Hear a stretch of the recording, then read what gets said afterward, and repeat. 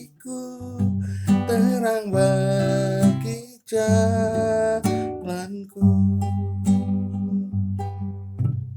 Waktu ku bimbang dan hilang jalanku, tetaplah kau di sisiku. Takkan ku takut asal kau di dekatku, besertaku selamanya.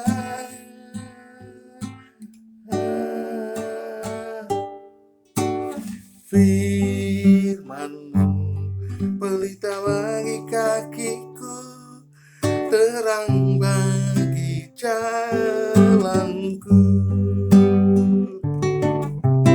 Firman-Mu pelita bagi kakiku, terang bagi jalanku,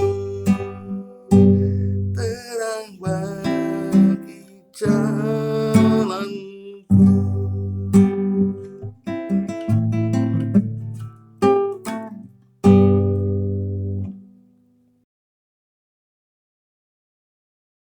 Saudara-saudara terkasih, jika aku tidak melakukan pekerjaan Bapakku, janganlah kamu percaya kepadaku.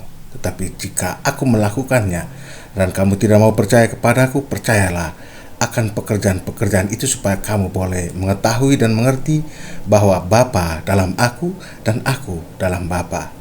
Ini adalah kutipan dari Injil Yohanes bab 10 ayat 37 sampai 39. Saudara-saudara terkasih, ketika Yesus tinggal di sana di padang gurun, banyak orang datang kepadanya untuk bersamanya dan mendengarkan firman-Nya. Ketika mendengarkan Dia, ada yang mulai percaya. Menarik untuk diperhatikan perbedaan reaksinya. Di Yerusalem, di kawasan suci Bait Allah, di antara banyak orang yang berkumpul untuk pesta pentabisan, Yesus malah semakin ditolak dan dianiaya.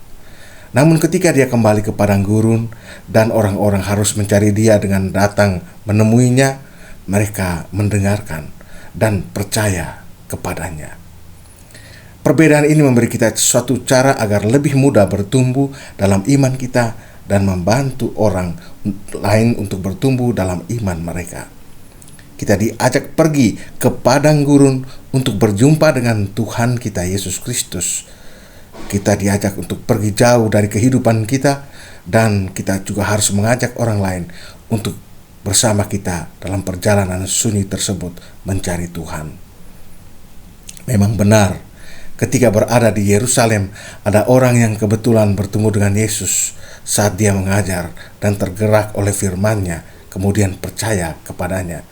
Namun jelas juga bahwa ketika orang harus berkomitmen pada upaya mencari Dia di tempat yang sepi, firman-Nya bahkan lebih transformatif, lebih mengubahkan dalam kehidupan kita sehari-hari, kita sendiri. Kadang-kadang kita mungkin mengikuti misa secara rutin, kita akan diberi kesempatan untuk mendengarkan Injil dan memperdalam kehidupan iman kita. Namun kita semua perlu meluangkan waktu untuk pergi mencari Yesus di padang gurun, agar kita lebih menyiapkan hati kita untuk mendengarkan Dia dan percaya padanya dan bercakap-cakap dengan Dia. Pengalaman padang gurun pasir ini hadir dalam bentuk yang bisa multi tafsir.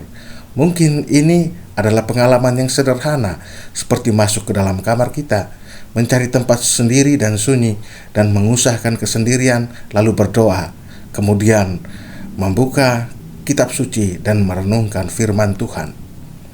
Atau mungkin kita ikut berpartisipasi dalam studi Alkitab, program kebaktian online, atau katekese paroki atau misa di wilayah rohani kita masing-masing, atau siara kelompok dan lain-lain. Atau mungkin ada yang mengikuti retret akhir pekan untuk berdoa dan merenungkan Tuhan berbicara kepada kita secara lebih intensif. Kita coba mencari Yesus di padang gurun kesunyian untuk berdoa agar bisa merasakan berada bersama Dia di tempat sunyi dan membungkam keributan dan kebisingan hidup, agar Tuhan dapat berbicara ke dalam hati kita sendiri, dan agar kita dapat menjawabnya dengan lebih sepenuh hati. Renungkan saat ini, saat-saat mendekat Minggu Suci, Pekan Suci.